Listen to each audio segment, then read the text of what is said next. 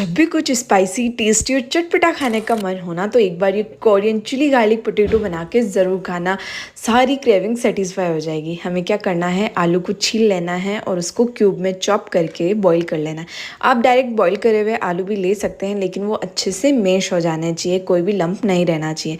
फिर उसमें हमें कॉर्नफ्लावर डालना है और एक आटा लगा लेना है। उसके बाद हमें इसकी बॉल बनानी है और बॉटल की हेल्प से इसको मशरूम का शेप दे देना है। फिर उबलते हुए पानी में हमें इनको डालना है 5 मिनट के लिए और तुरंत निकाल के इसको आइस कोल्ड वाटर में डाल देना है। फिर एक बॉल में हमें लहसुन, चिली फ्लेक्स, तेल, soya sauce, spring onion, red chilli powder, नमक, फिर गर्मा गर्म तेल डालना है, अच्छे से मिक्स करना है एंड एंजॉय।